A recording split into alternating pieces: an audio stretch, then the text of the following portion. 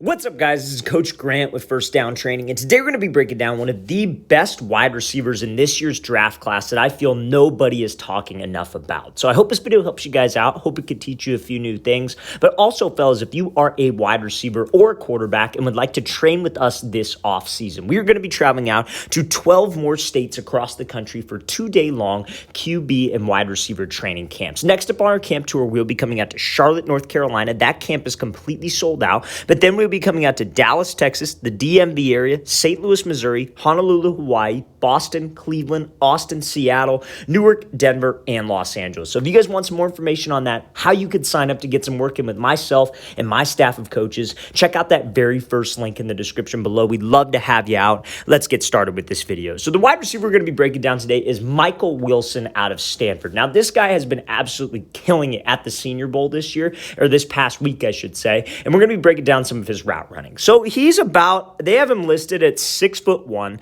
He looks more like he's on the taller side of things, but 6'1", average height. Don't think he's got blazing speed where he's insanely fast. However, if you're not the fastest guy in the field, you're not the tallest guy in the field, you look at guys like Devontae Adams, Justin Jefferson, what do they all have in common? They are great route runners, and that's what you need to be able to succeed at the next level. So that's what's super impressive about Michael Wilson to me, is that he's able to create a ton of separation and run very smooth and efficient routes. So this first example here is going to be a slant route versus a DB who's lined up outside shade. So anytime that we have a DB who's lined up outside shade, you got to have a high football IQ as a wide receiver, especially when it comes to running routes. You got to have the skills, you have to have the technique, but you also need the football IQ. You need to know the reason why we do certain things. So when a DB is lined up outside shade, he is trying to prevent the outside route. So if I have to run like a slant route, that's pretty much essentially what this DB wants. In a real live game scenario, when a DB's outside shade, what does he have to the inside usually? He usually has some kind of safety help, some kind of linebacker help that he could force us to. He wants a very, very small throwing window for the quarterback. Now, you might be thinking, well, this is one-on-ones. He obviously doesn't have any help. But if you're in a situation where you're having to perform for scouts, maybe you're a high school wide receiver, you're at a college camp, they want to see you run realistic routes. They don't want to see you come up against this situation and just take off and go run a slant, because that's not realistic, and that shows that you don't actually know what you were doing. So when it comes down to a slant route, a 3-step slant, what we would want to do is we would want to attack the DB's leverage to the outside. Act like I'm going to be taking an outside release, like I'm running a fade, running a comeback, an out route, whatever it might be, because that's what's going to get him to hold that leverage and allow us to get skinny and push up vertical to run my slant. I won't just run to the inside to his help. I could actually create a throwing window for my quarterback. So it starts with attacking the leverage off the line, and that's what Wilson does. So that showcases that he has a high football IQ. And in the many examples we're going to show in this video, he does exactly that. He knows how to run routes and the reason why. So now, what's the mechanics behind this type of release? So I would call this a Hesi crossover release. So you see how he takes this little kick step behind with his back foot. A lot of people are anti-kick step. They think that, oh, that step behind's a false step. When you're in this situation where you have some cushion for the DB, maybe about a yard, maybe 2, that kick step is a great way to load up your hips so you can close the space with the DB. Because anytime that there is cushion between us and the DB, I want to close the cushion. I want to step on his toes and try to make him uncomfortable. So that's what he does here. He wouldn't just come off the line with this kind of space and just give a fake to the outside, then go try to run the slant, because there would be too big of a gap. That DB would be able to recover, take the angle, and we'd run right into him on my stem. So I have to close the space. So that's what Wilson does. He kicks behind and he reaches with the front foot. That is his Hesi step. So he kicks and then he reaches. Now we get into the crossover portion of this. So you see how explosive, I'm going to play this full speed for a second. You see how explosive that crossover is. Extremely twitchy, extremely fast twitch, selling like he is going to the outside. That is based on his inside step. So he does this kick step, he takes that Hesi step, but you see the inside step that he takes, it is inside of his frame. That is the key to being able to generate explosion and sell to the outside.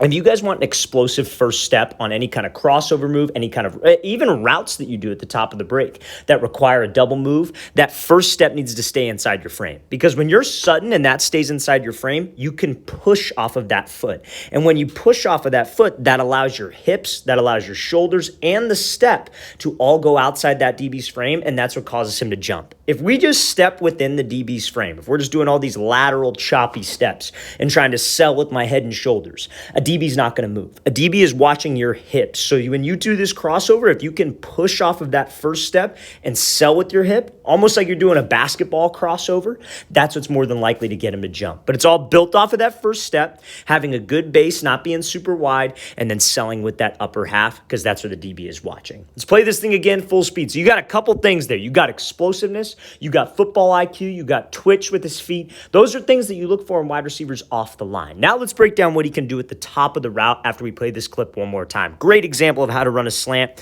versus outside shade. So he is going to be running like a 12 back to 10-yard curl route. So this is something that I feel every single wide receiver coach, offensive coordinator, but any type of position coach on offense looks for in a wide receiver is smoothness in and smoothness out of the break. And that's something that I try to emphasize a lot with the wide receivers that I work with. And Wilson has that. So let's watch this first example here. He's got this like kind of catch technique look again, where the DB's maybe about a yard or two off, and he has to run a curl route. So on this curl route, number one thing when we have this distance with the DB, what do I have to do off the line? I got to close the distance. So let's play this full speed. He comes off again. He does that same little kick step. He hesitates, pushes up vertical, and is able to snap down on a dime and come back to that ball and win. Now, does he take more than 3 steps at the break? Yes.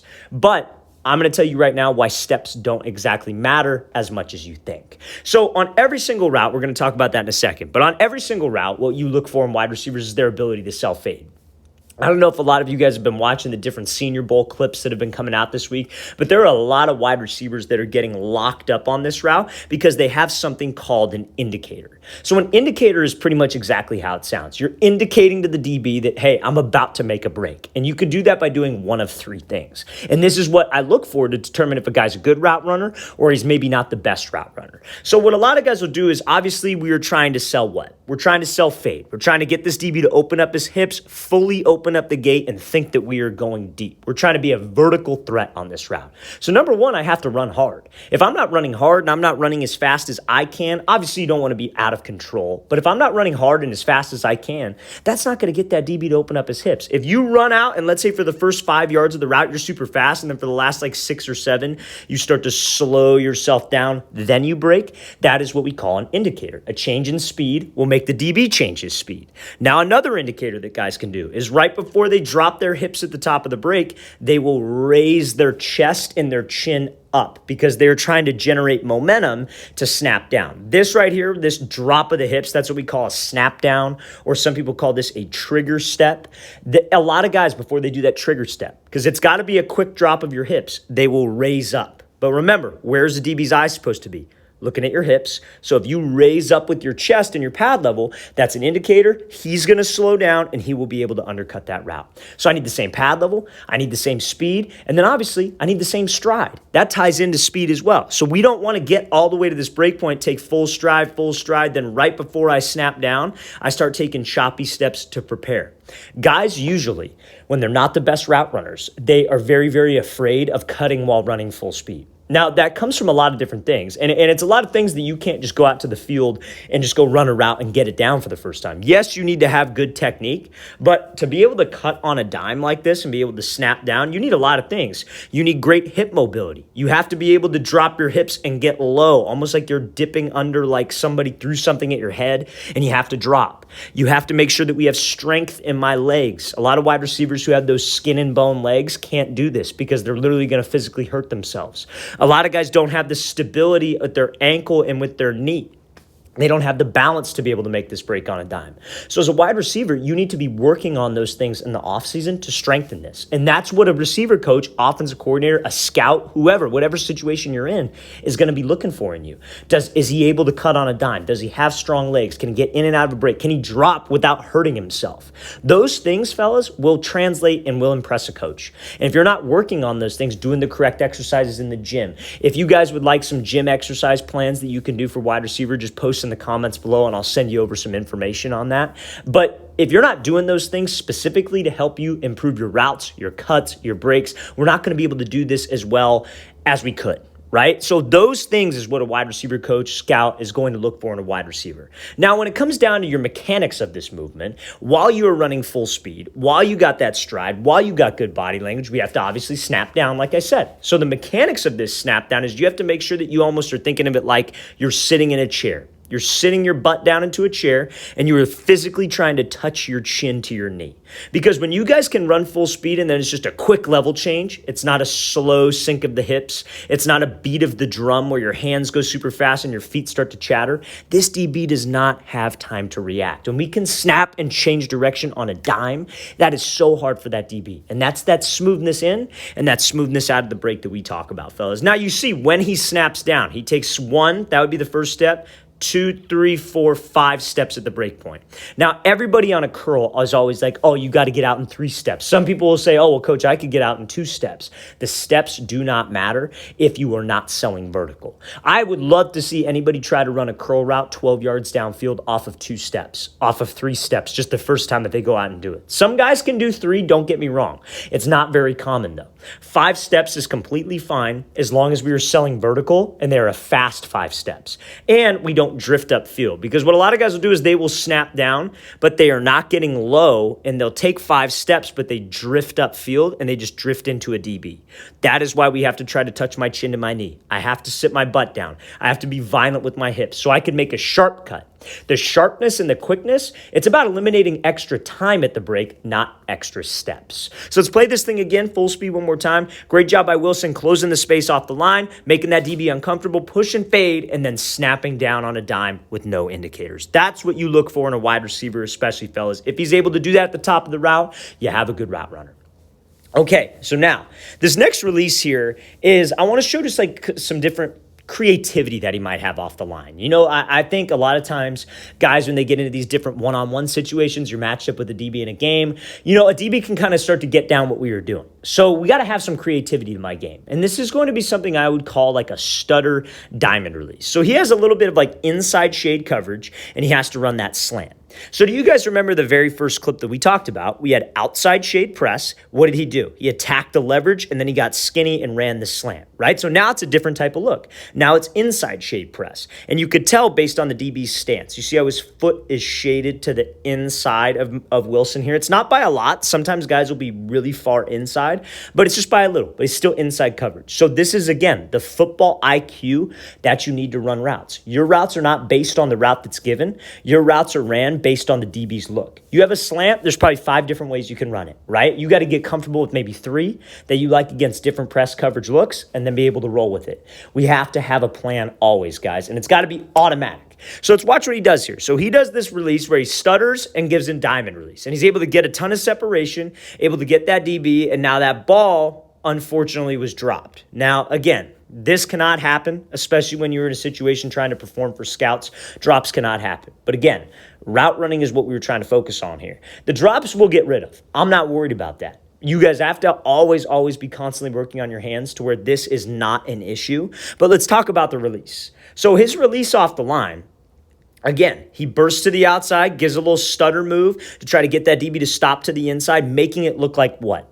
A stutter like fade. Right? And so many times wide receivers get a ton of separation at the next level in the NFL because they're able to pair their releases together. How many times have you seen a guy like, let's say Devontae Adams, do that little Hesi skip to the outside, DB jumps, and then he runs a slant? And then how many times have you seen him do that little Hesi skip, DB sits because he's expecting the slant, and then he goes and runs a fade, and that ball's just easy money over the shoulder? That's essentially what we were trying to do here. He comes off the ball, and this is that creative element that you need to your routes to be unpredictable. So he comes off the ball, he bursts to the outside, gives a little stutter move, acting like he's trying to slip back inside and run that diamond release.